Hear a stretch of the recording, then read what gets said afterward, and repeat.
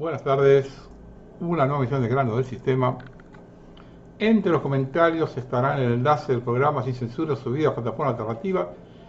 El Grano del Sistema 804, prohibido curar el cáncer. Los textos los encontrarán en reconquistablogspot.com y una vez allí contenidos programas. Este es el último programa, el del que grabé el viernes, es el que menos audiencia tuvo el primer día, desde hace 5 años cuando empezamos antes de la pandemia. El que menos audiencia tuvo en 5 años. Todos los videos de YouTube se suben automáticamente a Odysee. En los comentarios está el enlace. También los encontrarán en el blog en link videos. Todos los videos se suben también al canal de Telegram, Grano del Sistema TV. Los que colaboran con el programa pueden hacerlo por el Banco Provincia. También está habilitado PayPal, Mercado Pago y Cafecito. Por eso que yo a veces me resisto de hacer estos videos. Porque no les interesa a la gente. A pesar de que están ahí temas de los paisanos, de los peregrinos, que no pasa a nadie. Y temas de la salud, que tampoco pasa a nadie. No les interesa. Bueno, empecemos. La destrucción industrial y de pymes, manufacturas, todo es llevado a cabo por el liberalismo. La destrucción de estabilidad laboral viene desde 1076, al igual que el aumento desmesurado de la deuda externa. Después la caja pan con Alfonsín, clientelismo social y político. La flexibilización laboral en los 90, estanflación, hiperinflación, crisis 2001, planes sociales y cooperativas en lugar de generar trabajo hasta 2015, destrucción del poder adquisitivo y más deuda externa hasta 2019. Pandemia, planes sociales, IFE, cuarentena eterna. Diciembre de 2023, devaluación en 2 días de asumir 118%. Liberación de precios, despidos, destrucción de producción, estamplación, congelamiento de sueldos, inflación encubierta, quita de derechos laborales, destrucción del círculo productivo y circulación de dinero, baja de entre un 50 y un 70% del poder adquisitivo de la población, tarifazos infinitos, precios sin tope y la población cada vez más empobrecida. Desocupación y despidos, destrucción de la base laboral estable, ajuste salvaje al pueblo y a todas las áreas, cierre de ramal ferroviario, venta de trenes, los servicios más caros del mundo en un país productor de recursos naturales, son un robo. Y destrucción planificada de pymes, fábricas e industrias familiares, pequeñas y medianas. La importación se encarga de destruir los productos nacionales como se vio desde Martínez Dios.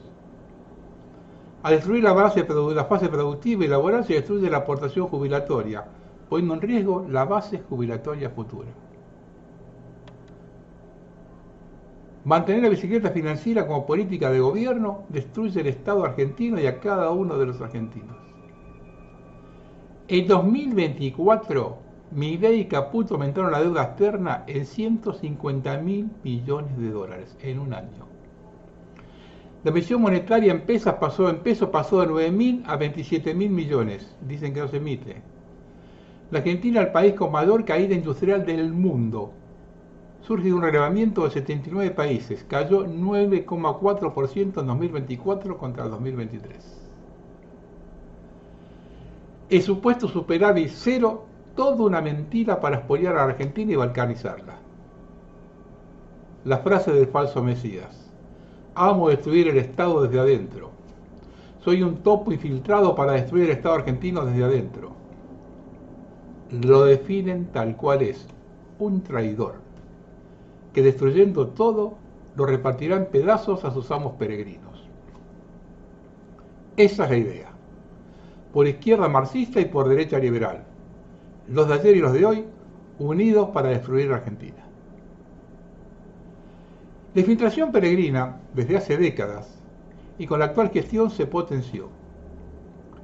Argentina, sus recursos, su territorio, sus instituciones públicas, su industria nacional, su soberanía nacional en picada. Hora de asumir que todos los colores partidocráticos y sus militantes lejos están de la protección del suelo y pueblo argentino. en los grupos que dicen defender los intereses nacionales, fuera a los obedientes de los mandatos del imperialismo.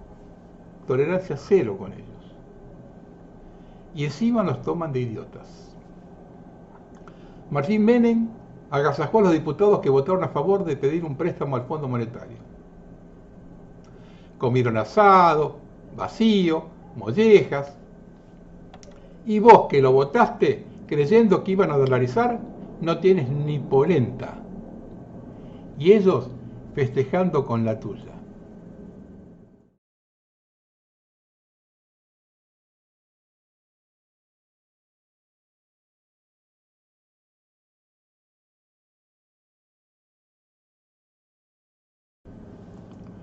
Escucha al antecesor de Milei, hablando de la Patagonia. Y nos levantan los programas cuando hablamos de este tema. Increíble. I'm the chief advisor to the president, and my portfolio is very varied, but I want to refer to two of my two main projects or areas of interest, which are AI and nuclear energy. These two are quite related, so let me start with why AI. We want to become an AI hub, Argentina. Obviously, I'm going to go very quickly, but we have large extensions of land with access to energy, with access to water, in cold climates, which is sort of a cherry on the cake for the cooling of systems. And in an area without armed conflicts, without tsunamis, no earthquakes, there are not that many places on Earth with those things. Obviously, the problem with this area is that it's populated by the Argentinians. So this is the one thing that we have fixed. If you had any misgivings, as I said, we are stabilizing the macro and we're giving you the legal framework that tells you we mean business this time. Suficiente. Con esto basta y sobra. Momento de terminar con esta casta de adinerados soberbios, de tipos con DNI argentinos que no son argentinos. Así que el problema es que el territorio está habitado por argentinos, pero que ya se están ocupando de eso. Juicio, condena y ejecución para toda esta lacra.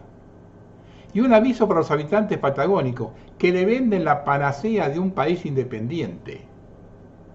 Este hombre está hablando de la Patagonia, por lo tanto ahora saben que el problema son ustedes. ¿Entienden cuando les digo que vienen por la tierra y la quieren vacía? Y ya no pueden despegarse.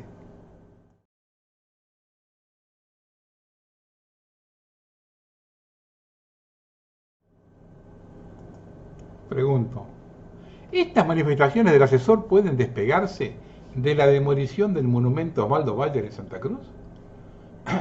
Les informo, a quienes no lo saben, Osvaldo Bayer escribió el libro Los Vengadores de la Patagonia Trágica, que cronicó la explotación de los estacieros ingleses con los peones en 1921 y los fusilamientos por la represión en 1922. Ese libro fue la base de la película La Patagonia Rebelde. El gobierno de la vergüenza detiene la obra pública, dice que no van a reparar las rutas, que van a despedir al 30% del personal de fidelidad, pero los usan para destruir el monumento. Y lo hacen un día después del 24 de marzo. Estos malparidos están provocando una reacción popular. Ya no quedan dudas. Buscan el caos de cualquier forma. Algunos van a decir que Bayer era zurdo. La verdad es que pasó a la historia por escribir lo que tuvo oculto durante más de 50 años.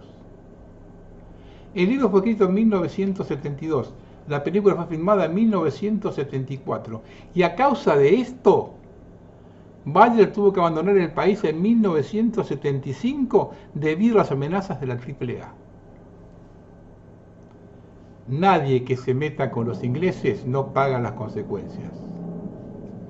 Tampoco hubo un comunicado del sindicato de vialidad desprendiéndose de derecho.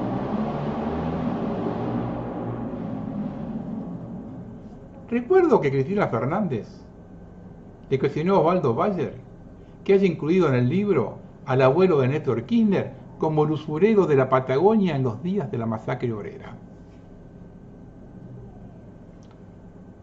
Por otro lado, la banca Rothschild destina 194 millones de dólares para un nuevo puerto británico en las Islas Malvinas. Y nosotros festejando la goleada con Brasil. A pesar de todo, algunos anticuerpos quedan. Muy buenas tardes, país. Estamos en Ushuaia, en la calle San Martín y Fadul. Vamos a panfletear que dice el volante: Ushuaia no al radar inglés. Este panfleto lo vamos a entregar a cada vecino para que sepan del efecto de la traición a la patria. Escuchen, tenemos 649 héroes que han dado la vida y la política fue de manera silenciosa. ¿Qué han hecho? Han instalado un radar inglés en Tierra del Fuego. Qué lindo, ¿no? Cuando nosotros hablamos de soberanía, hablamos de Malvinas, hablamos de pensar Malvinas, de que tenemos que recuperar las Malvinas, en Tierra del Fuego los políticos nos plantaron un radar inglés a espalda del pueblo de la patria. Hoy vamos a panfletear, ahora convocamos a las 4, ya va a empezar a llegar gente, vamos a extender la bandera que dice no al radar inglés en Tierra del Fuego y vamos a panfletear, le vamos a dar un panfletito a cada vecino, a cada transeúnte, para que se enteren, miren esto, no al radar inglés en Tierra del Fuego. ¿Por qué? Porque ahora viene el 2 de abril. Ustedes verán en la plaza principal del 2 de abril los veteranos de Malvinas golpeándose el pecho, por supuesto lleno de medallas, todo lo que tiene que ver con el tema de la soberanía, pero no repudian al radar inglés. No. Son parte de la política de la Tierra del Fuego. Hay veteranos que se esconden, no quieren ver la realidad. Justamente, toma un volante de un vecino. Estamos repudiando el radar inglés, que todavía lo siguen sosteniendo. Increíble esto. Gracias. Así que estamos en esta sintonía. ¿Esto es para qué? Para que tome conciencia que nosotros en Tierra del Fuego somos capital de Malvinas, no somos capital de los ingleses. Por todo esto, ahora este videito se lo paso a ustedes en cadena nacional para que lo vean, que en Tierra del Fuego, a espalda del pueblo de la patria, quebrantando nuestra soberanía, nos plantaron un radar inglés geopolítico militar. ¿Escucharon? De uso militar. Así que estaremos en este lugar de la patria panfleteando no al radar inglés en Tierra del Fuego.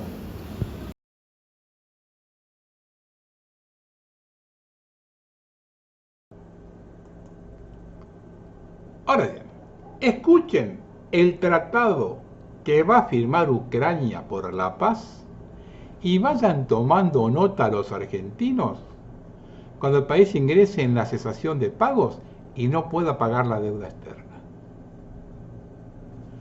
Puntos principales. Gobernanza.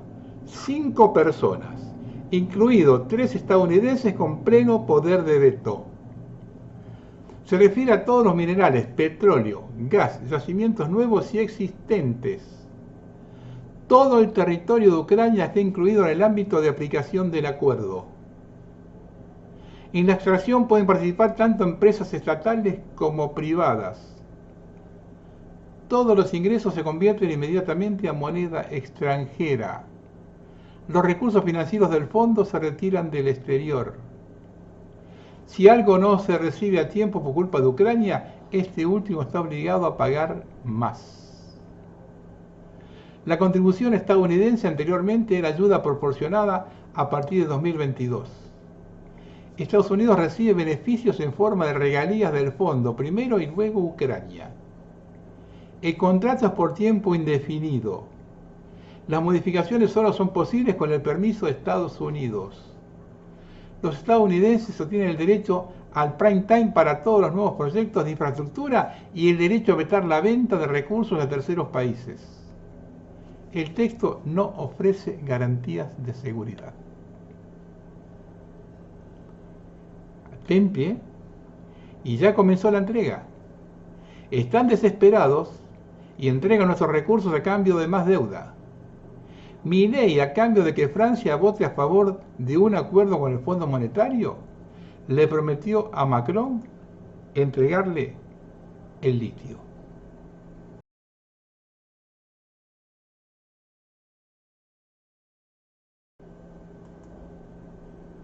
Luego de aniquilar Bahía Blanca, la puerta de la Patagonia, el ataque se acomodó a Rivadavia, la capital de la Patagonia.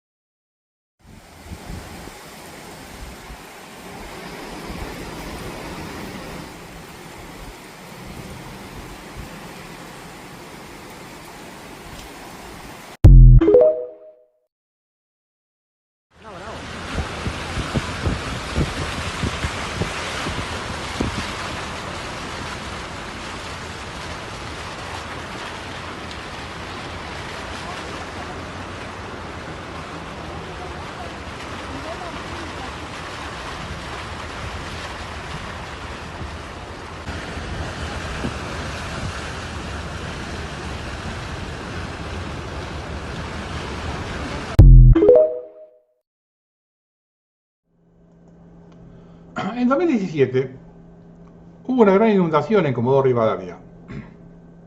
5 años más tarde, un grupo de profesionales y expertos en el tema presentó un trabajo en planificación y gestión de obras que ayuden a Comodoro de cara a las futuras lluvias. 2022. Se completó una revisión preliminar de las 7 cuencas de drenaje y se recopiló información de procesos erosionales y depositacionales a lo largo de las mismas. También se estudió que la ciudad no cuenta con una adecuada planificación urbana y un rediseño de sectores específicos que constituían antiguos cañadones o arroyos sobre los que la ciudad ha crecido en las últimas décadas.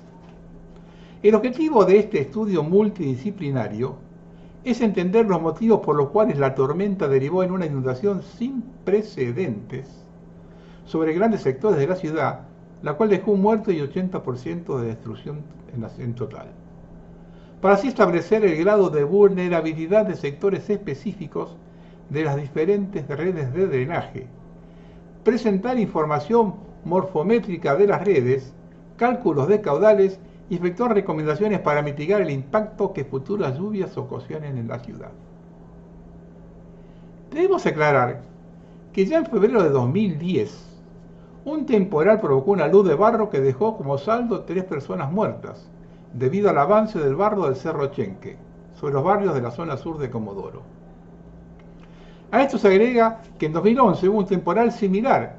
El agua provocó anegamientos y el avance del barrio, con viviendas inundadas en la zona norte de la ciudad e inundación total en la zona de las 1008 viviendas en el sur. Termina el estudio con la siguiente manifestación. Escuchen bien. Se podría pensar que después de semejantes y gravísimos hechos, se dio curso a las obras públicas necesarias, se asistió efectivamente a las víctimas, hubo subsidios a las familias y comercios para enfrentar las pérdidas, se investigará y sancionará las responsabilidades o algo que dé un atisbo de respuesta para poner freno al desastre ambiental. Lamentablemente, no.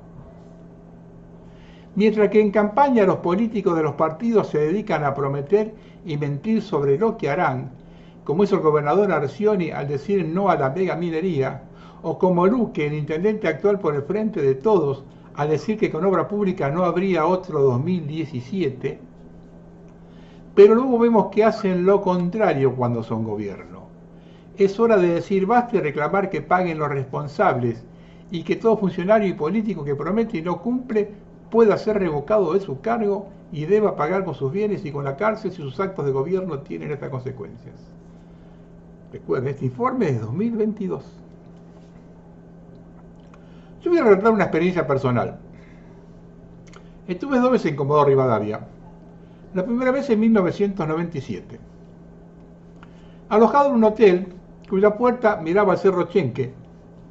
La entrada tenía una doble puerta. Al preguntar el motivo, el conserje me dijo que era para evitar que el polvo, cuando recia el viento del oeste, no ingrese al hotel. El hombre era mendocino. Me dijo que si estuviéramos en Mendoza, ese cerro tendría miles de árboles para fijarlo. Más o menos lo mismo que se hizo en Villa Gesell con los médanos. La segunda vez que la visité fue en 2020. Estaba todo igual. El gobernador Torres, en lugar de botarle todo a un presidente que cortó con la obra pública, debería explicar qué hizo en Comodoro para evitar que se repita el 2017.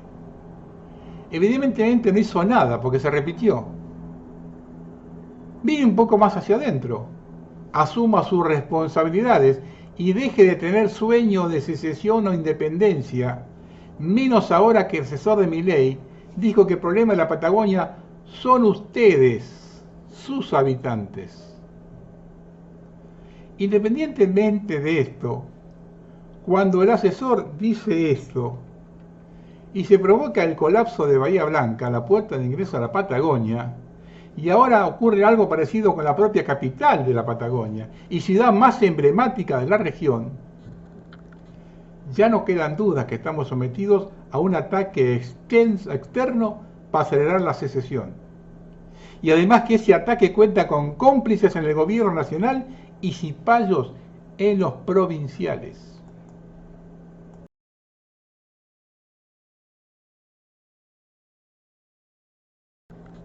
Algunos pueden pensar que exagero con que estamos bajo ataque. Siempre hubo ríos desbordados e inundaciones, pero todas juntas no recuerdo. Miren lo que aconteció en San Rafael, sur de Mendoza, en enero de este año.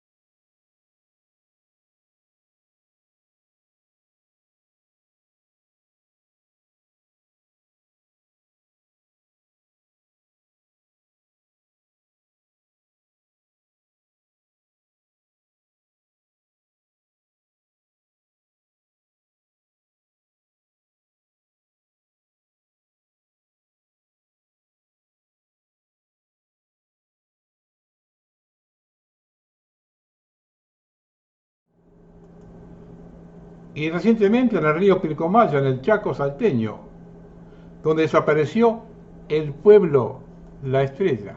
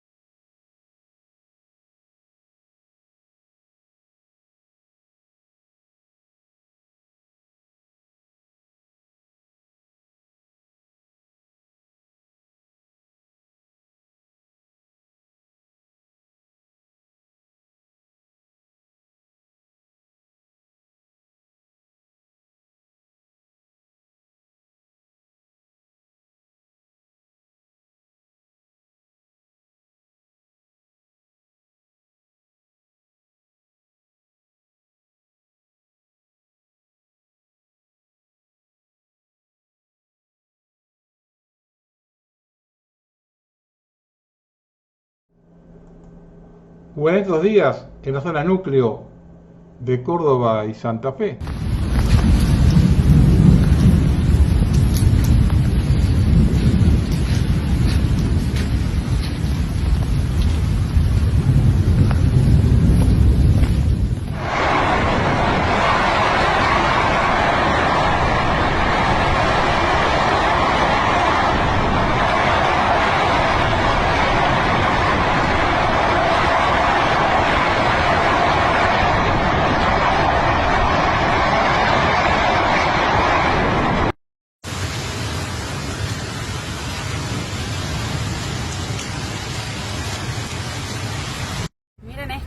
Se inundó la plaza.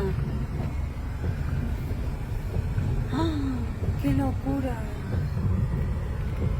Esto queda empantanado. Se le cayó el portón a...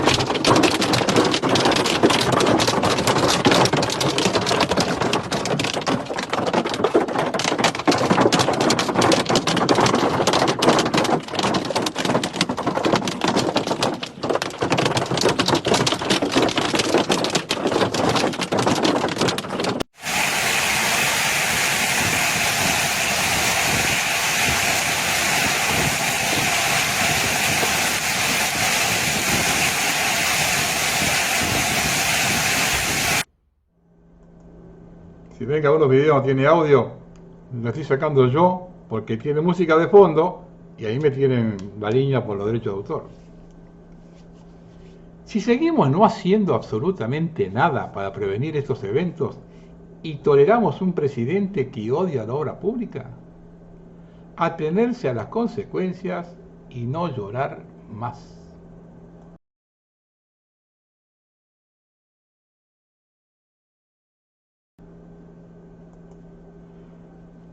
Milei hará públicos documentos relacionados con los nazis que huyeron al país sudamericano después de la Segunda Guerra Mundial, dijo el primer ministro argentino Guillermo Francos. Y añadió que los documentos más importantes pueden estar en posesión del Ministerio de Defensa. La información viene de afuera. Supongo que habrá combinado con Trump para que haga lo mismo. Y dé los nombres de todos los integrantes de la SS y la Gestapo que fueron asilados en Estados Unidos y ocuparon cargos en la fundada CIA por Rockefeller al finalizar la guerra. Si Trump no habla de esto, entonces debemos entender que lo de Milei es una venta más de humo o como un gesto de sometimiento a sus patrones.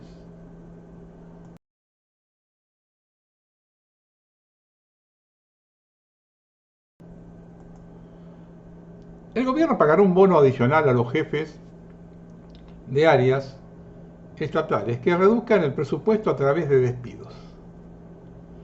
La noticia fue oficializada a través del boletín oficial y en medio del llamado a paro por parte de ATE para el jueves 27 de marzo. Este tipo de medidas basadas en la delación era típica de la Unión Soviética, provocar miedo para controlar mejor.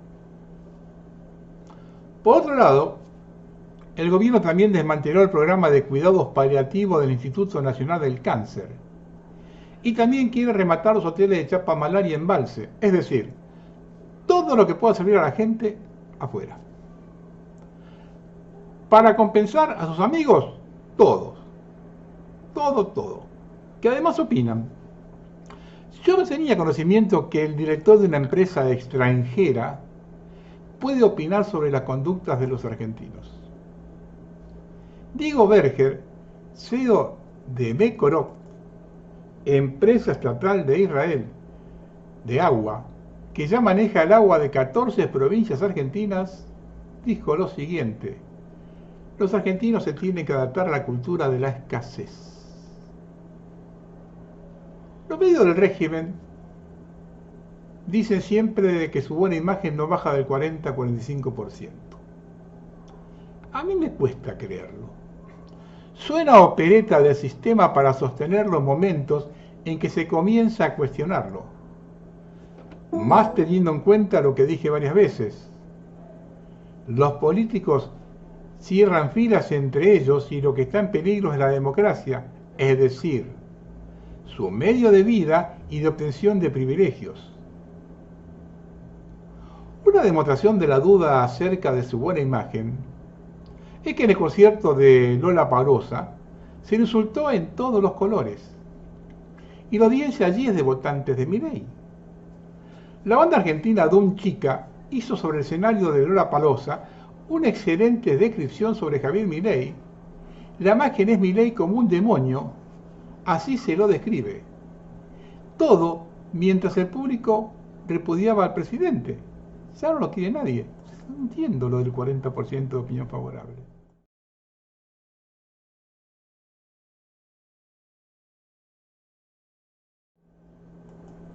Cuando hablo de determinados, me refiero a todos los argentinos. La clase dirigente ha llegado a una situación que se vende por plata o por cuestiones judiciales. No voy a hacer ningún juicio de valor, solo presentar los hechos para que se observe en manos de quién estamos. En la ciudad de Buenos Aires, por primera vez, el feudo oficialista va dividido. Larreta por un lado, el pro oficial por el otro y Milei separado en dos. Esto abre las posibilidades de Leandro Santoro. Pues bien, ya anda Guillermo Moreno por todos los canales tirando mierda contra Santoro porque es radical. Santoro le hizo una oferta interesante. Si va solo no entra. Le dio un lugar en la lista donde seguro entre y no dispersa a los votos peronistas. Moreno no acepta. Y se propone dividir el peronismo en las próximas elecciones, tanto en capital como en provincia. Tal cual hizo Randazzo en las últimas elecciones. En el acto del día 24, él y sus seguidores puteaban a Kicillof. Moreno está financiado por los mismos que financian a Milei. El candidato a sacar votos a Santiago Santoro se llama Abal Medina, apellido de Montoneros, de Tlalpalo Talatilla. Aclaro que no estoy relatando la situación. Yo estoy relatando la situación, no apoyando a determinado candidato. Todos los que participan de esta farsa pertenecen al mismo comité. La masonería.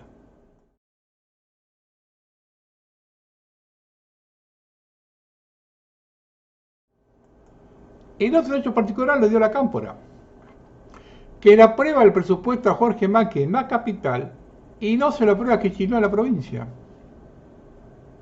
La Cámpora es Máximo Kirchner y Máximo Kirchner es Cristina. Es decir, partido a partido trabajan para Milei, al igual que Moreno.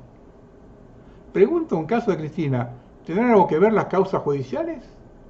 ¿O también pesa su origen?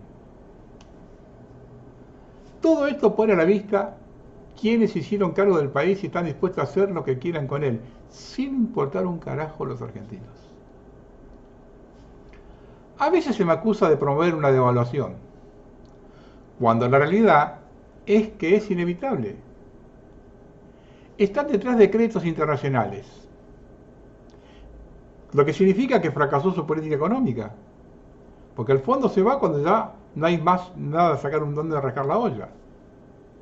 ¿Piensa que se los van a dar al mismo tipo que se patinó 40.000 palos?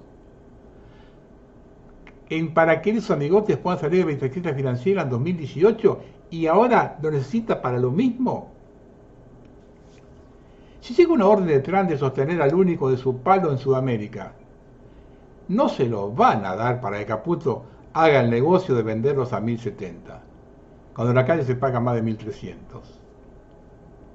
Le van a exigir una banda cambiaria, entre 1.300 de piso y una de 1.600 de techo, que es donde podría llegar a intervenir. Por suerte, Lina Lemoyne nos aclara las cosas. Con la izquierda sí tenemos una cosa en común y es la siguiente. El FMI es una entidad que se dedica a prestar dinero a gobiernos corruptos. Los gobiernos deberían poder autoadministrarse y manejar el dinero de la gente y no robárselo para ellos mismos. Entonces, a diferencia de la izquierda, nosotros sabemos que es la casta política la que genera todo este problema. Porque el dinero no le llega al pueblo y no llega a donde tiene que llegar. Los vueltos se los quedan. Pero sí tenemos eso en común. No nos gusta el FMI. Pero ahora entienden por qué. Si no tenés algún amigo zurdo, hacele llegar este mensaje y pongámonos de acuerdo. Cortemos con el FMI y con que los políticos nos sigan cagando, como lo hacen siempre, y dejemos de echarle la culpa a los empresarios. Y eso es lo que tiene que entender la izquierda, que no es culpa de los empresarios, sino de los que administran mal el dinero de todos, que son los políticos.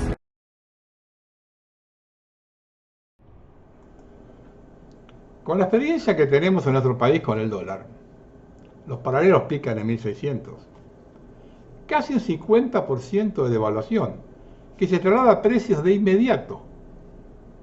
Y se le cae lo único que reconoce la gente, haber bajado la inflación. Por eso los importadores están pidiendo al Banco Central que les vendan los dólares para pagar sus cuentas.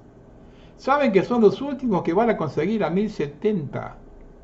En abril lo van a tener que pagar mucho más caro. Si cuentan con que el campo le va a liquidar cosechas antes de tener el nuevo precio del dólar, esperen sentados. Yo no los defiendo, pero hago una pregunta a los oyentes. Si tienen dólares, ¿lo venden hoy a 1300?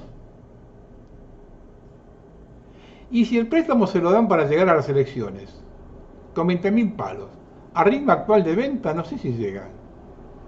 Y después de las elecciones van a tener que tramitar otro crédito. Y allí las cláusulas del Fondo Monetario nos llevan a una mezcla de la hiper de Alfonsín y el 2001. Señores, esto hay que machacarlo una y otra vez. El Banco Central tiene reservas negativas. Están usando los dólares depositados por la gente. Si todavía no hubo una corrida es porque los que depositaron esos dólares son quienes lo votaron a Milei. Pero ya hay informes de gente que fue a retirar los dólares y le ponen 1000 trabas.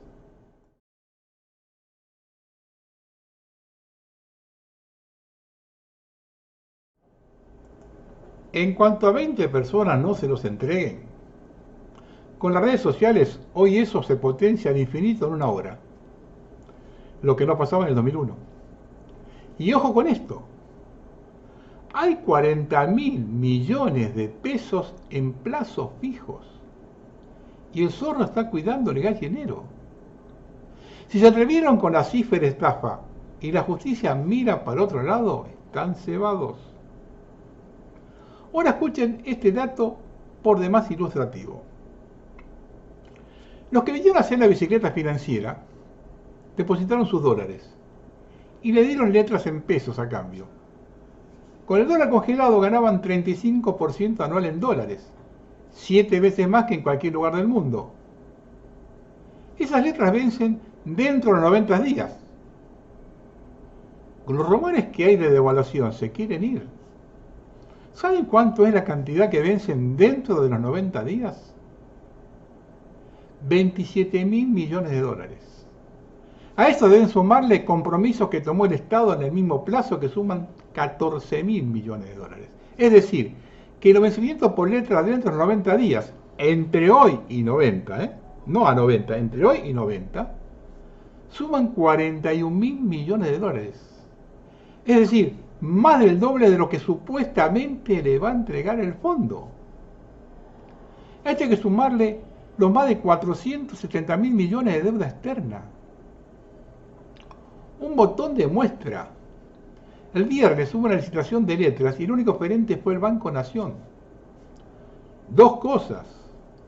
Una, que a nadie le interesan las letras. Otra, que le cargan al Banco Nación con basura. ¿Lo preparan para privatizarlo? Y esto hay que decirlo con todas las letras y en tono alto.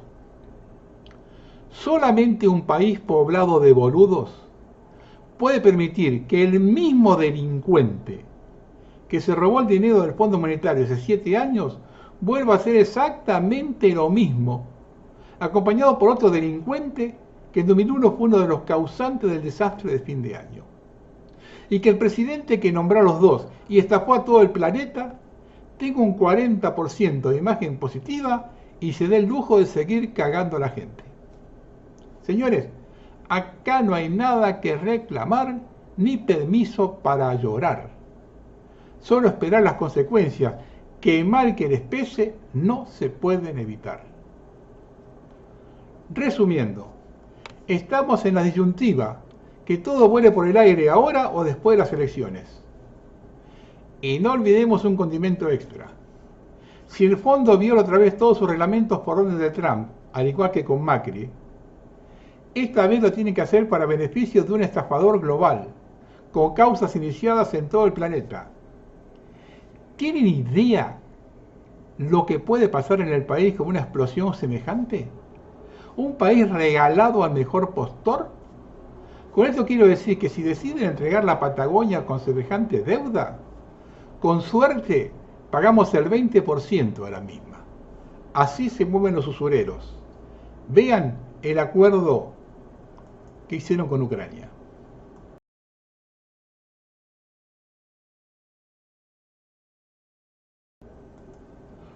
Van a ver algunos videos de la manifestación del 19 de marzo en Buenos Aires.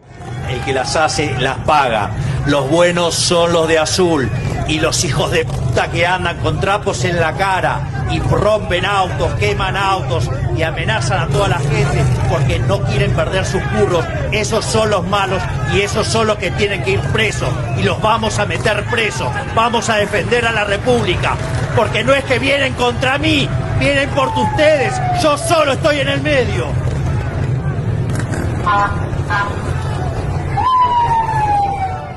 Lo venimos filmando de allá, se agachó a prender fuego y tenía un fierro acá. Y lo quisieron identificar, sí, hay un montón de infiltrados.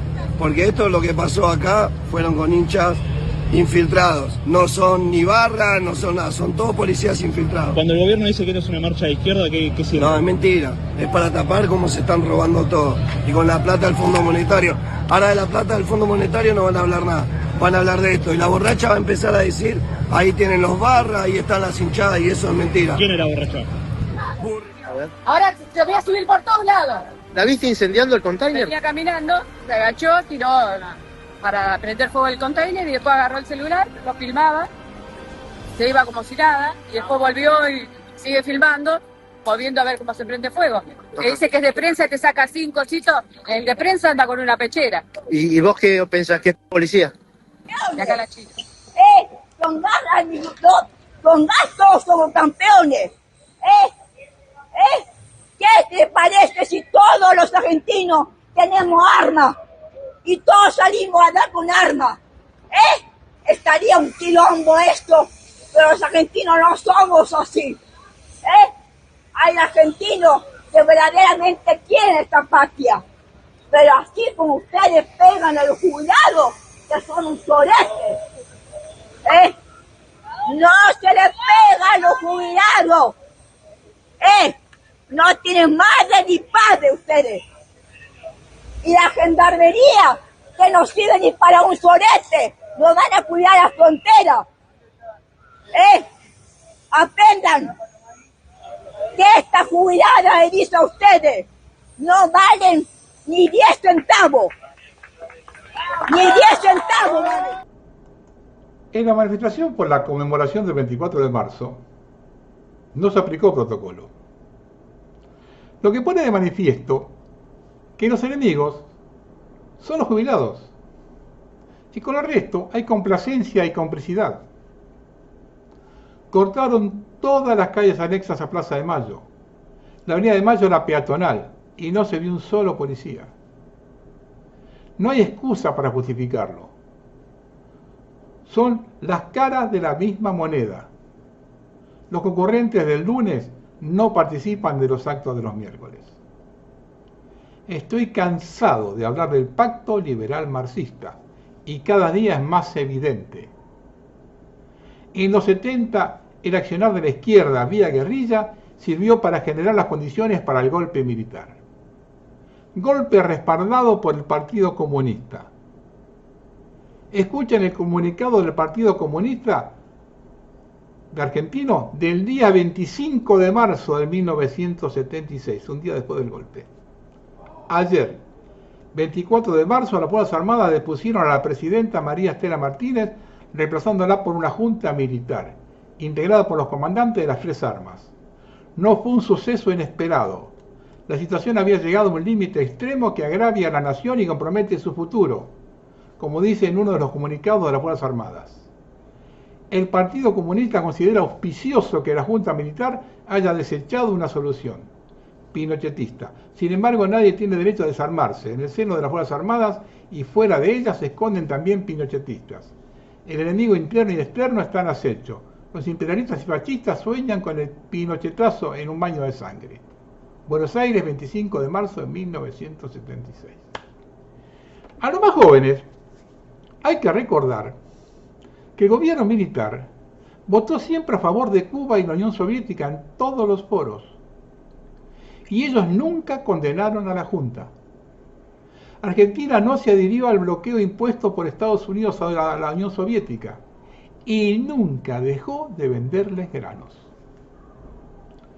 La historia se debe escribir completa. Ayer, entre otras cosas, la gente recordó a dirigentes de izquierda que fueron socios de los militares y entregaron a sus propios compañeros que hoy integran esa lista de desaparecidos que tanto veneran. Se levantaron contra un gobierno popular con Perón a la cabeza. Milei, que tanto putea a los zurdos, tiene una al lado, reconocida por ser la única sobreviviente de los que participaron con ella en atentados. Es más, en las famosas fotos donde se la ve a Burris en esa mesa que preside Santucho, el jefe del ERP, es la única sobreviviente. Son todos una banda de farsantes que trabajan para el régimen profundizando la grieta.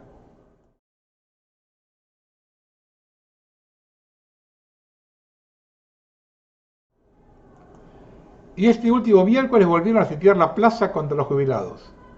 Se detectaron infiltrados y las motos de la policía, para no perder entrenamiento, atropellaron a camarógrafos y fotógrafos. Tiene que rezarles al cielo que no cambie el viento y alguna vez esa justicia en nuestro país. En ese momento ya no habrá contemplaciones.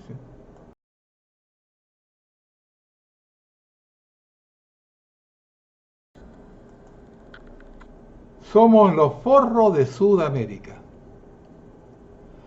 Las localidades bolivianas de San José de Pocitos y Yacuiba experimentaron un notable crecimiento urbano en los últimos años, con edificios de vidrio de varios pisos, shopping equipados con escaleras mecánicas y calles pavimentadas con iluminación LED. Ese desarrollo contrastó con la infraestructura de Salvador Massa en la frontera argentina, donde surgió un problema ambiental grave. Los desechos cloacales de dichas ciudades fueron vertidos sin tratamiento en la quebrada internacional, el curso de agua que separaba ambos países. Ese vertido afectó directamente a nuestra ciudad fronteriza, sobre todo en el temporal de lluvias, cuando la corriente arrastró residuos cloacales hacia los barrios cercanos y generó focos de insalubridad. Legisladores provinciales de Salta elevaron denuncias ante los organismos consulares y bilaterales, pero no tuvieron soluciones concretas. En las últimas semanas tomó relevancia la situación de la empresa municipal de agua potable y alcantarillado de Yacuiba, señalada por verter afluentes cloacales en la quebrada. El pasado 23 de febrero de 2022, una comisión conformada por funcionarios municipales, provinciales, nacionales, abogados, bioquímicos y fuerzas de seguridad tomó muestras de los líquidos Salvador Massa, luego de que la Cancillería Argentina solicitara informes precisos sobre el eventual daño al medio ambiente y a la salud de los residentes. Los análisis se realizaron de manera preliminar en el lugar y continuaron en laboratorios provinciales, cuyos resultados fueron elevados a nivel nacional. El problema no es nuevo. Ya en el 2016, vecinos de barrios bolivianos denunciaron el vertido de aguas residuales. En aquella oportunidad, la empresa involucrada afirmó que las aguas desechadas eran tratadas bajo la legislación boliviana. Para 2018 se registraron limpiezas conjuntas con la Fundación Natura y la Alcaldía de Yacuiba bajo el Fondo Local de Conservación de los Recursos Hídricos. Hasta aquí la nota. Esto se soluciona con la gran comunidad boliviana que vive en nuestro país, haciéndose cargo de los daños causados y su solución. Quien no quiera asumirlo debe ser extraditado. Cuando comiencen a llegar a la paz, allí el gobierno del Alto Perú comprobará que esto va en serio. Y a los traidores de acá que le dan terrenos gratis, también hay que hacerlos responsables por los daños.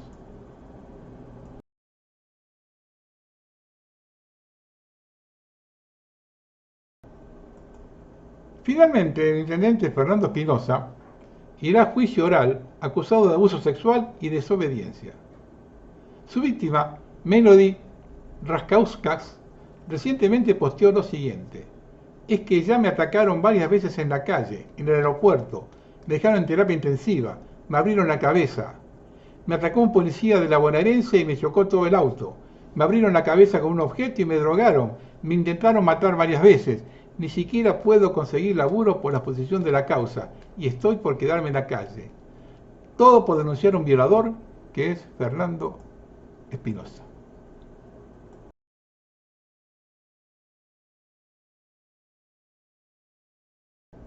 Un par de charlas de Quincho. La corrupción avanza. La Auditoría General de la Nación confirmó sobreprecios millonarios de Patricia Bullrich en la compra a su gestión, drones sin usar, lanchas defectuosas y capacitaciones con precios escandalosos, millones de dólares de sobreprecios. La justicia acaba de intimar al Poder Ejecutivo para que en el plazo de 5 días brinde información sobre el DNU del endeudamiento con el Fondo Monetario. La justicia podría dictar la nulidad del acuerdo con el Fondo Monetario y suspender el acuerdo. Ante este caos, los mercados operan en baja. Recuerde que en las fuentes, en los textos están las fuentes.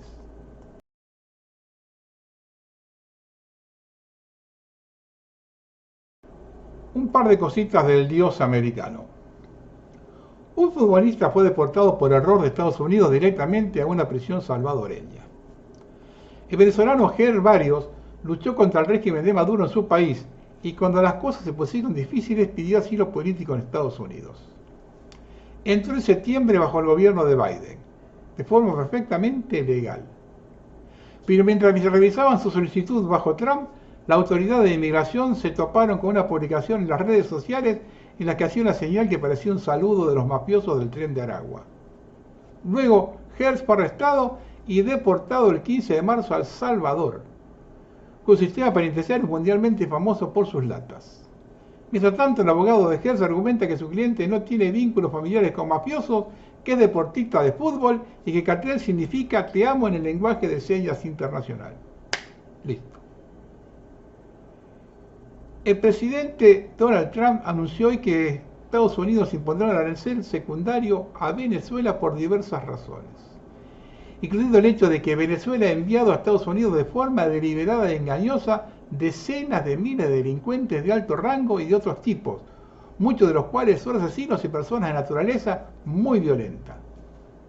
Entre las bandas enviadas a Estados Unidos se encuentra el Tren de Aragua, designado como organización terrorista extranjera. Estamos en proceso de devolverlos a Venezuela. Es una gran tarea. Además, Venezuela ha sido muy hostil hacia Estados Unidos y las libertades para defendernos. Por lo tanto, cualquier país, esto es una locura, cualquier país que compre petróleo o gas de Venezuela está obligado a pagar un arancel del 25% a Estados Unidos sobre cualquier comercio que realice con nuestro país. Toda la documentación se firmará y registrará y el arancel estará en vigor el 2 de abril de 2025, Día de la Liberación de América. Otro que todo empieza con él, Washington no existe más. Por favor, que esta notificación sirva para indicar que el Departamento de Seguridad Nacional, la Patrulla Fronteriza y todas las demás agencias de orden público en nuestro país han sido notificadas. ¿Qué tal?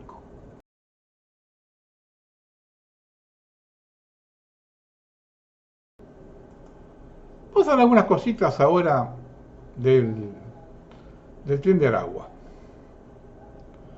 ¿Qué es una amenaza para Estados Unidos o narrativa contra migrantes? La polémica emergió cuando El Salvador recibió en su prisión de máxima seguridad a ciudadanos venezolanos procedentes de Estados Unidos, acusados sin pruebas ni juicio de pertenecer a la organización criminal Tren de Aragua. Para sumar condimentos a esta decisión, Trump invocó la Ley de Enemigos Extranjeros, una normativa que data de 1798 y que fue publicada en solo 3 oportunidades en 225 años, cuando el país del norte estuvo en guerra. La actuación del gobierno de Estados Unidos es doblemente peligrosa. Arrastra a inocentes a una prisión en El Salvador y añade un estigma a la reputación de los venezolanos que tuvieron que salir de su país en contra de su voluntad. Se ha llegado al extremo de comparar el Tren de Aragua con una enorme corporación privada y transnacional. De acuerdo a ese modelo, se trataría de una estructura jerárquica, con una cúpula o alta dirección que planifica, ordena y controla las filiales de una red distribuida en Estados Unidos, México, Panamá, Colombia, Ecuador, Perú, Chile y otros países. El que se haya elegido un modelo corporativo de la gran empresa no es producto de la pura arbitrariedad. Responde a la necesidad de encontrar un modo de comprender o interpretar un fenómeno inédito o casi inédito en Hispanoamérica, que es el de la migración masiva de delincuentes en un periodo relativamente corto de tiempo, entre 7 y 8 años aproximadamente. En la historia del Tren de Aragua, de acuerdo al documentado libro de la periodista Rona Rísquez, 3 peligrosos y experimentados delincuentes, Johan Romero López, Héctor Guerrero Flores y Larry Amaury Acuña, serían los 3 creadores del Tren de Aragua. Por debajo de ellos habría pranes y jefes de bandas, así como representantes en Chile y en Colombia. Sin embargo, esta banda de tentáculos, alianzas y crímenes muy sonoros, a pesar de su considerable tamaño, está lejos, al menos hasta ahora, de la estructura disciplinada e interconectada de la que hablan ciertos analistas y políticos. Es un pulpo grande, muy grande, que no tiene la envergadura, por ejemplo, que tuvo en su momento el cartel de Cali o el de Medellín. El Tren de Aragua, banda organizada que habría adquirido fama en Venezuela y que nació como distorsión de una actividad sindical, tenía su centro de mando en el penal de Tocorón. Sacó provecho del proceso de migración forzosa que se intensificó a partir de 2016. En la marcha terrible y forzada de casi 8 millones de venezolanos, varios centenares de delincuentes, una estimación sugiere que sumaría entre 2 y 3 mil aproximadamente, cruzaron las fronteras venezolanas y se establecieron en otros países. A medida que la cantidad de migrantes venezolanos se incrementaba y diseminaba, el número de delincuentes también se dispersó en el continente. Algunos de estos delincuentes viajaron en grupo acompañados de sus socios de canalladas. Otros lo hicieron con familias o solos, escapando de la precariedad y en búsqueda de oportunidades. Puede parecer irónico, pero no lo es. Buscaban nuevos campos más jugosos en los que cometer sus delitos. En un reportaje emitido por un informativo de la televisión peruana, una reportera entrevista a la madre de un delincuente venezolano capturado infraganti durante un atraco en una joyería en Lima en mayo de 2022. Días después, la madre va a la puerta del lugar donde el atracador está detenido, pero no le permiten ingresar a hablar con él. Insiste durante varias mañanas consecutivas, hasta que un día se presenta con un cartel que dice: "Quiero a mi hijo vivo". El mensaje capta la atención de la reportera que la entrevista. Entonces le pregunta: ¿cómo es posible que su hijo haya venido de tan lejos a robar? A la que la señora responde con simpleza sobrecogedora: es que allá no hay nada que robar. Pasó, por una parte, que cuando los delincuentes venezolanos comenzaron a actuar en distintas ciudades del continente, cometieron acciones de extrema violencia. Rápidamente se posicionaron en el interés de la opinión pública. Hubo delitos, por ejemplo, en Bogotá y Quito, que sí fueron combatidos por migrantes que habían pertenecido al Tren de Aragua. Y no tardó el Tren de Aragua en convertirse en una etiqueta cada vez más repetida, un comodín de uso pegajoso, en el que confluyen realidad y fantasía. Pero increíblemente, y esta es la historia que merece ser investigada, analizada y escrita por un equipo multidisciplinario, el uso de la categoría Tren de Aragua se extendió de forma tan poderosa e indiscriminada que fue adoptada por autoridades, investigadores y gobiernos sin considerar 2 hechos sustantivos. El primero, la historia específica de las realidades concretas del Tren de Aragua, que ya he mencionado. La segunda, la aparición en los últimos años de centenares de pequeñas y medianas bandas en todas las regiones del país y no relacionadas entre sí, muchas de ellas dedicadas al narcotráfico, que formaron parte de la huida del territorio venezolano. Quiero decir que entre los criminales que salieron del país los había pertenecientes o relacionados al Tren de Aragua y los que no. En ese marco de las cosas, cuando el régimen de Maduro comenzó a liberar delincuentes comunes, incitándole a salir de Venezuela, para así bajar los índices delictivos, aliviar el congestionamiento carcelario y crearle problemas a otros países, especialmente a Estados Unidos, y una vez que se ha conocido que hay funcionarios de la dictadura de Maduro que tienen vínculos con líderes de la banda, la marca Tren de Aragua, porque es como una marca de lo negativo, ha crecido todavía más. Se ha hinchado, ha adquirido proporciones donde la realidad se confunde con la fantasía. Lo que está ocurriendo es una consecuencia inevitable. Trump y su gobierno detienen a centenares de emigrados venezolanos y los envían a una cárcel en El Salvador. En el procedimiento hay delincuentes y hay inocentes que ni tienen relación con la banda ni han cometido delitos. Es probable, muy probable, que haya quienes no disponían de los documentos necesarios para permanecer en territorio norteamericano. Eso no significa que pertenezcan al Tren de Aragua ni que estén justificados el modo en que han sido reportados. La actuación del gobierno de Estados Unidos es doblemente peligrosa. Arrastra a inocentes a una prisión en El Salvador y añade un estigma en la reputación de los venezolanos que tuvieron que salir de su país en contra de su voluntad, porque sus vidas estaban en peligro o la sobrevivencia se había tornado insostenible. ¿Acaso eso los convierte en criminales? Pregunto, ¿el gobierno de Estados Unidos no fomentó a los que supuestamente se hacían cargo de ir Guaidó y esos tipos que salieron ahora, la Corina Machado? No los son los representantes de los exilados, no son todos criminales. Pero Trump está en esa, ¿es blanco o negro?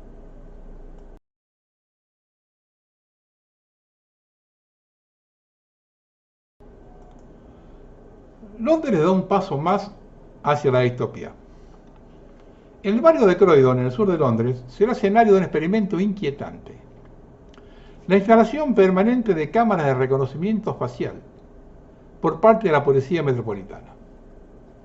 A partir de julio, las cámaras estarán activas en North End y London Road, captando y analizando los rostros de todos los transeúntes en busca de supuestos delincuentes. La policía asegura que las imágenes se eliminarán si no hay coincidencia con sus bases de datos.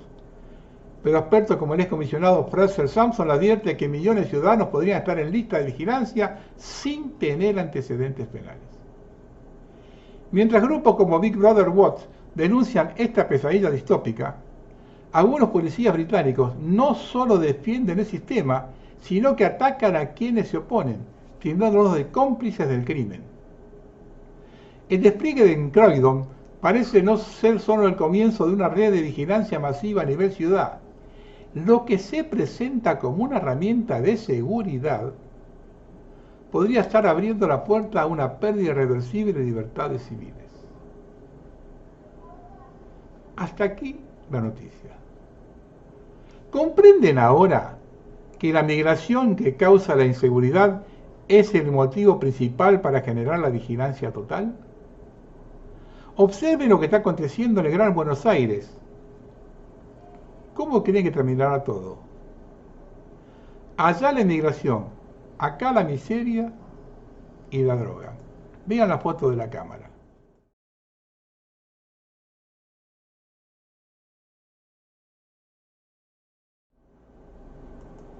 Observen dos hechos aislados que generan esto.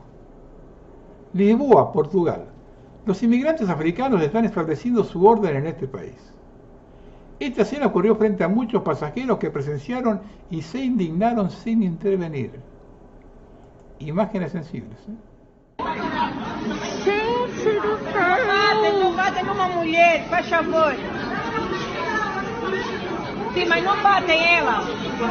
A polícia que vem fazer isso. Não batem ela. Meu Deus do céu! Olha, menino, olha! Ô filho, fica aí! Meu Deus do céu, gente!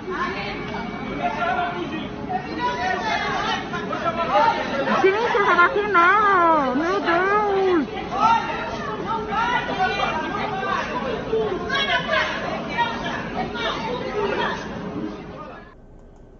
Alemania. Banda de inmigrantes da una paliza a un chico blanco alemán. Como hacen siempre, en manada contra uno solo. Melvin, gassen dich!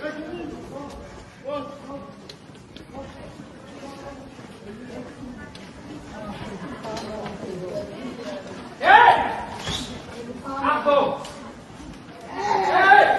Aufhören! Polizei! Aufhören! Beieinander! Aufhören!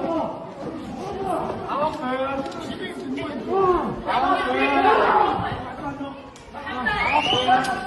Hey! Aufhören!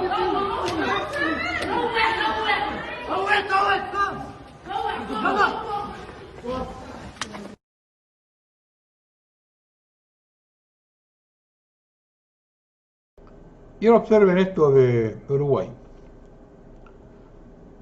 ¿Van a tramitar el carnet de salud?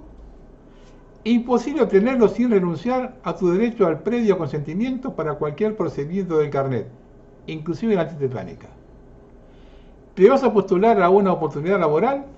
Así sea para trabajar sin carnet, serás rechazado y vulnerado tu estricto derecho de trabajo. ¿Quieres estudiar y capacitarte?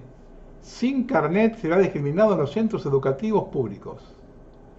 ¿Vas a un club a realizar actividad física como te indica tu médico? Solo carnet te habilita.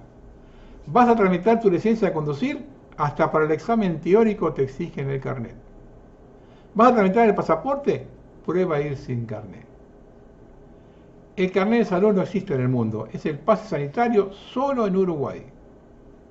El mismo carnet para actividades tan disímiles solo destaca la extorsión a la que te sometes y expropia tus derechos constitucionales. Estamos hablando de acá nomás, cruzando el río.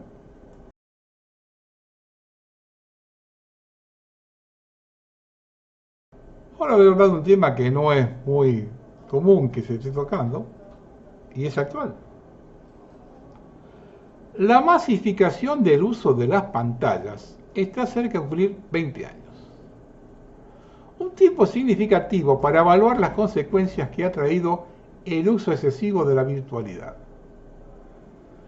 Los investigadores reconocen que el uso compulsivo de la tecnología digital puede contribuir a la depresión, a la ansiedad, tanto en adultos como en niños y adolescentes.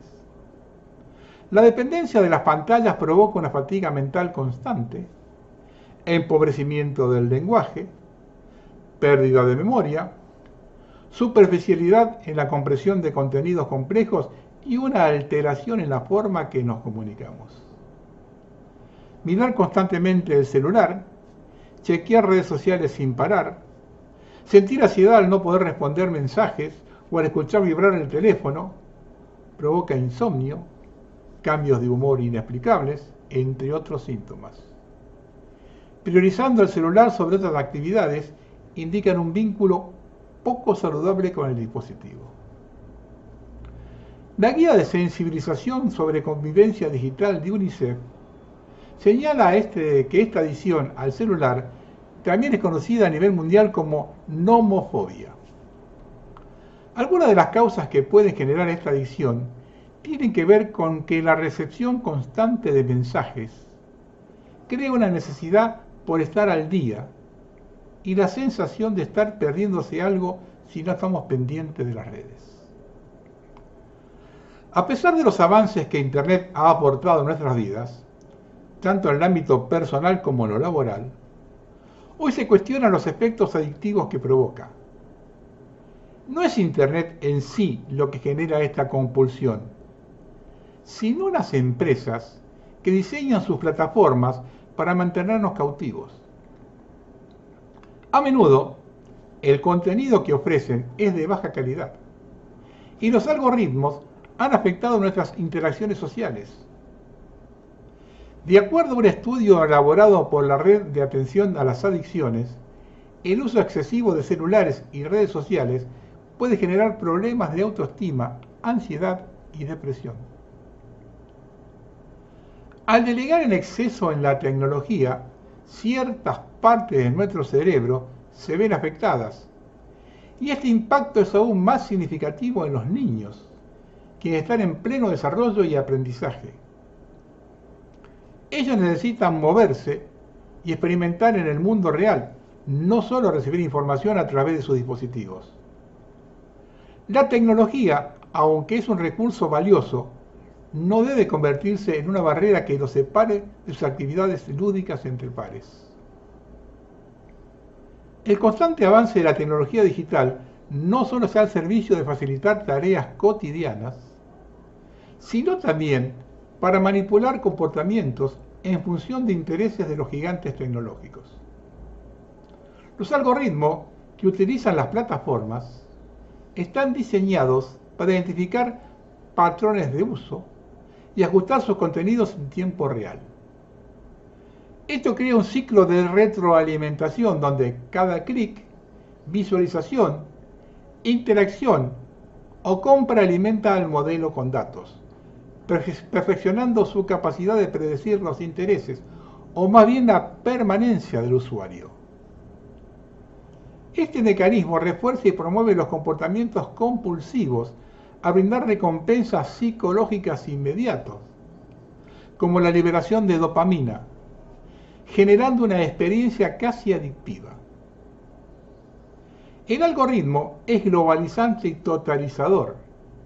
No es una simple herramienta, sino una fuerza que modela al mundo, uniformándolo y desregulándolo a la vez. Lo que propone es reconocer los peligros de lo que denomina colonización algorítmica. Un ecosistema, una persona o una especie pueden incorporar cambios que rompan sus ciclos metabólicos, telúricos o culturales. Pero hay un punto dado en que el cambio destruye la identidad del organismo. Este es el peligro. La rapidez de la información en línea puede hacer que los niños pierdan tolerancia a la frustración. Si no obtienen respuestas inmediatas, pueden sentirse ansiosos o desmotivados, lo que afecta su capacidad para resolver problemas y pensar críticamente. También la sobreabundancia de estímulos puede dificultar su concentración, generando problemas para enfocarse y profundizar un tema. Los niños que dependen de la tecnología para aprender pueden perder la capacidad de procesar y reflexionar sobre lo que aprenden, ya que la información se presenta de manera rápida y superficial. Por último, el exceso de tiempo en las pantallas también afecta a las relaciones sociales.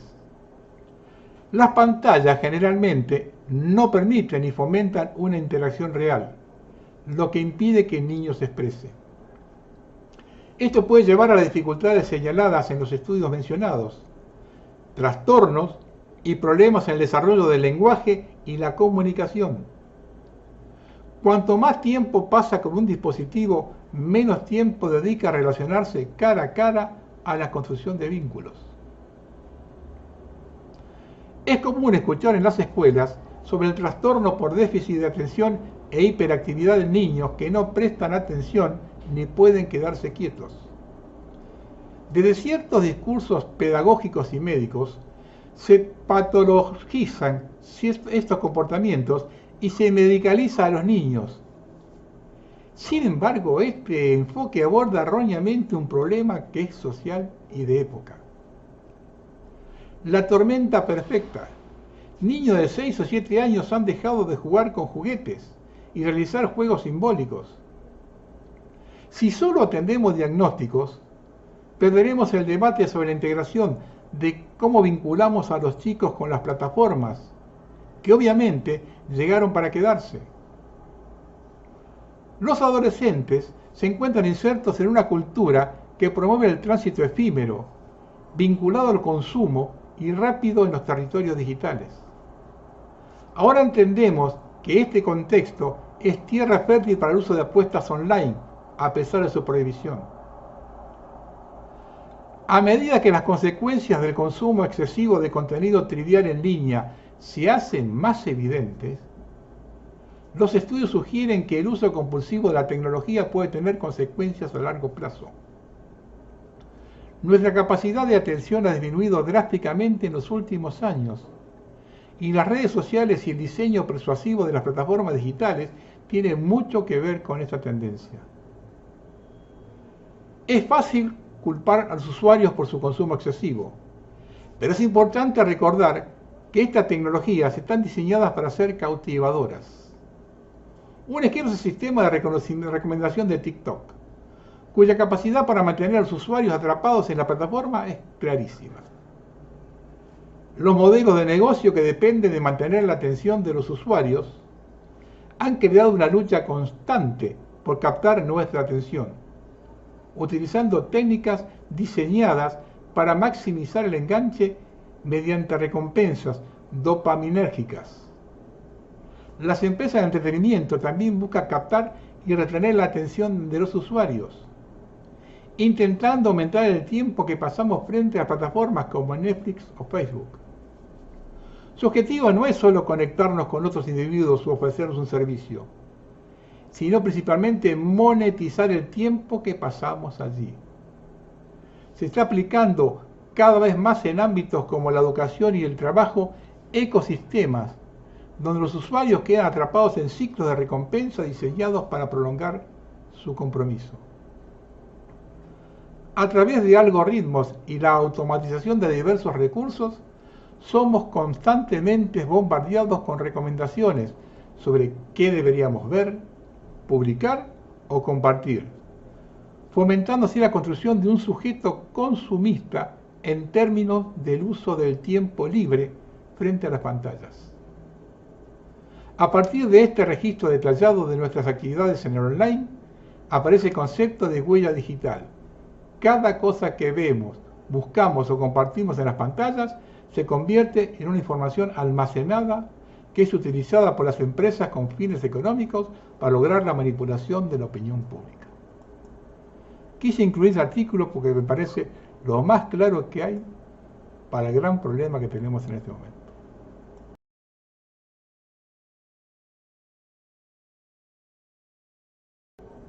Todos conocemos las consecuencias que causó en el mundo el conflicto ucraniano. Pero observen cómo empezó.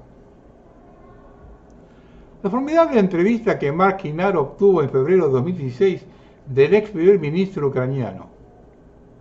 En febrero de 2016, el corresponsal de la RAI en Moscú, Mark Inaro, consiguió una entrevista que por sí sola explica plenamente la crisis ucraniana. Por sus micrófonos habló Mykola Azarov, primer ministro de 2010 a enero de 2014 y líder de la mayor fuerza parlamentaria ucraniana. Y fíjense lo que dice este hombre. Dimití para facilitar un compromiso pacífico y la formación de un nuevo gobierno que involucrara a la oposición, dice Azarov, pero con la condición de que fueran eliminadas las milicias armadas preparadas para un golpe de Estado que amenazaban a Kiev desde hacía algún tiempo. 3.000 hombres armados y perfectamente entrenados ocupaban ya los puntos claves y se sabía que los americanos estaban directamente implicados. Ya no quedan más dudas.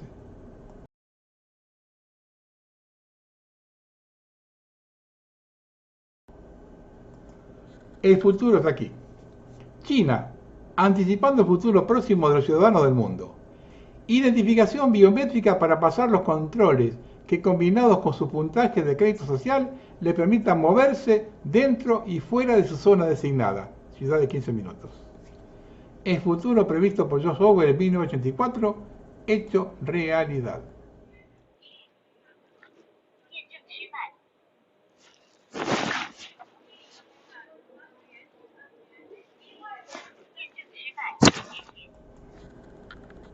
Y ahora vean lo que dice el doctor Gustavo Salles desde Uruguay. Uruguay no está en condiciones de prevenir nada. Mirá cuántos somos. Preguntale a cualquier persona que esté circulando por aquí con respecto a la inteligencia artificial y a la neuromodulación. Se te ríe y dice, no, eso es un invento de este viejo loco. ¿Qué es la neuromodulación? La neuromodulación es la introducción de elementos nanotecnológicos en el cerebro humano que permite la sinapsis, es decir, el contacto entre el cerebro y una computadora. La computadora logra confiscarte tu libre albedrío, tu pensamiento, tu archivo de memoria y crearte el que la computadora, el que el operador de la computadora quiera. Esto es así. Se está legislando en el Parlamento uruguayo. Los que no dicen nada en la prensa están legislando. Se creó una comisión que yo integro de futuro de inteligencia artificial y yo pedí integrarla porque precisamente quiero oponerme a esta nueva guerra, que es la guerra por el dominio del cerebro del ser humano a través de la nanotecnología y la neurociencia.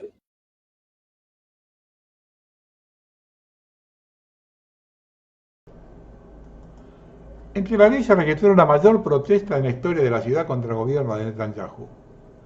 Las manifestaciones fueron motivadas por la reanudación de operaciones en Gaza y en Líbano, acusaciones de corrupción y la situación de los rehenes aún en manos de Hamas.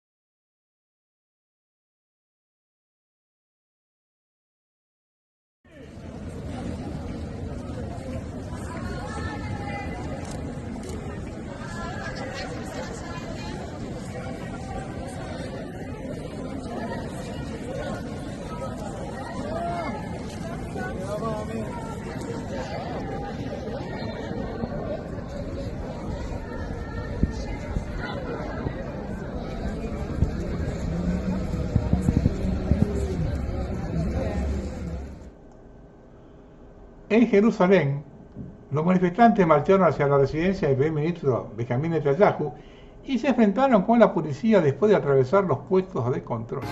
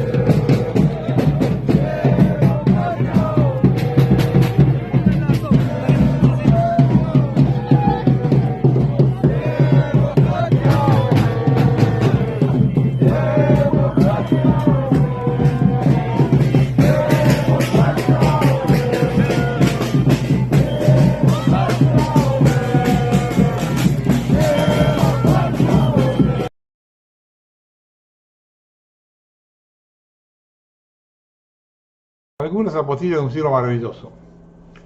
Desde el comienzo de la guerra, Israel se ha sumido en una crisis sin precedente en todos los frentes: económico, social, psicológico y político.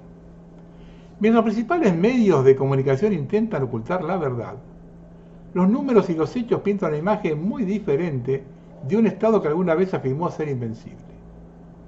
Israel se enfrenta a un catastrófico colapso económico, el peor de su fundación en 1948. Pérdidas económicas sin precedentes. Pérdidas militares, 34.000 millones de dólares en pérdidas económicas totales, 67.000 millones. Déficit presupuestario, 40.000 millones, el mayor en la historia de Israel. Estamos hablando de dólares, ¿eh? Las repercusiones económicas de 1994 han sido graves. 60.000 empresas cerraron, lo que provocó la pérdida masiva de puestos de trabajo. El sector turístico disminuyó 70%, causando una pérdida de 5.000 millones de dólares. El sector de la construcción perdió 4.000 millones de dólares. otra, que viene con el tema del control y lo que es las nuevas tecnologías. Zona norte de Río de Janeiro, Carrefour. Acá te lo mando un oyente. Aquí pagando mis compras en un cajero futurista. Así como se extinguió la profesión de revisor de autobús, el guarda, la de cajero supermercado está en camino. Hay alrededor de 10 en estas máquinas solo en este supermercado, que está ubicado dentro de un centro comercial. La conspiración de hoy es solo el plan de ayer. Descubre cuál es el plan de hoy para la conspiración de mañana. Estamos hablando de un país que tiene un gobierno progresista de un partido del pueblo. Según un informe del grupo de expertos CREA, el hombre más rico de la India, Mukesh Ambani, ganó casi 1.000 millones de dólares en un año revendiendo petróleo ruso a Estados Unidos. Revendiendo petróleo ruso a Estados Unidos, en medio de la guerra con Ucrania. Su empresa Reliance Industries obtuvo un beneficio de 724 millones de euros con la exportación de combustible comprado a Rosneft, en virtud de un contrato a largo plazo. Según los términos del acuerdo, la parte rusa suministra 500.000 barriles de petróleo por día, equivalente a la mitad de las exportaciones totales de Rosneft en el extranjero. El contrato se firmó por 10 años y tiene un valor de 12.000 millones de dólares. ¿Se dan cuenta cuando los negocios andan por otro lado? Según informe de los medios de comunicación, Israel podría aprobar una ley que privaría a los cristianos de su libertad de hablar de Jesús.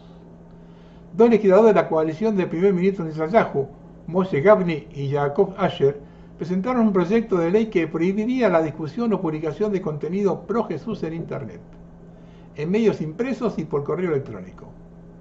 Hablar de Jesús puede acarrear hasta 2 años de prisión si se trata de niños menores de 18 años. Publicar material sobre Jesús se castiga con hasta 1 año de prisión. La ley, si se implementa, podría causar serios conflictos con los cristianos de todo el mundo. Bueno, plantear esto, se plantea algo parecido al revés y es antisemita. Esto no. Y viene ese incidente con una batería eléctrica.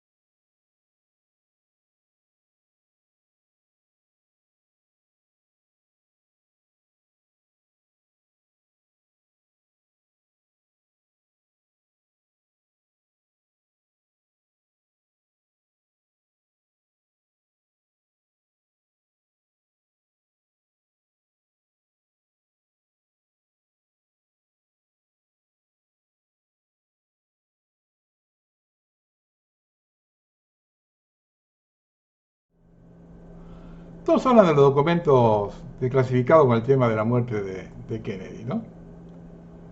Yo quiero hacer hincapié en otra cosa. Porque los documentos publicados han revelado algo interesante. La CIA añadió sustancias venenosas al azúcar cubano enviado a la Unión Soviética. Y la CIA envenenó vacas en la Alemania Oriental para aclarar la imagen de Oriente pobre y Occidente próspero. Añadió jabón a la leche infantil, voló las vías de ferrocarril y llevó a cabo acciones de sabotaje en fábricas. Pero todo el mundo mandando la muerte de Kennedy. Esto no dice nada. Un jurado norteamericano ha concedido una indemnización de 2.100 millones de dólares a un hombre que relacionó su cáncer con el uso del herbicida Roundup. Se trata de unas mayores sentencias contra Bayer, propietaria de la marca. Claro, Bayer absorbió Monsanto. La empresa sostiene que el glifosato, el ingrediente principal del Roundup, es seguro y planea apelar el veredicto. Ya han pagado 10.000 millones de dólares en demandas similares y otras 60.000 demandas están pendientes. Y miren la rentabilidad que tendrá, ¿no? Porque lo siguen usando. Imágenes de la llegada de inmigrantes ilegales, todos hombres, aeropuertos españoles, los invaden. Nunca he visto una migración masiva en avión, y menos con mujeres.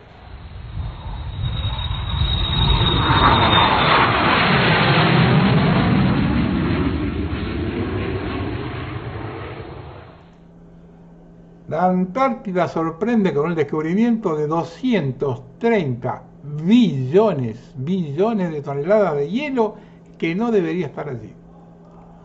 Un descubrimiento científico reciente promete transformar para siempre nuestra percepción del continente más aislado del planeta. Una demostración más del fraude del cambio climático. El gobierno de Trump pide al Pentágono opciones militares para recuperar el canal de Panamá. Patrón de estancia, otra cosa. Y la última. La televisión estatal sueca ha producido una serie de gran presupuesto titulada Historia de Suecia. Y así han caracterizado a los nativos suecos. Suecia debe ser de la civilización más antigua del planeta. Hace millones de años que el Báltico pasaba por el Ecuador.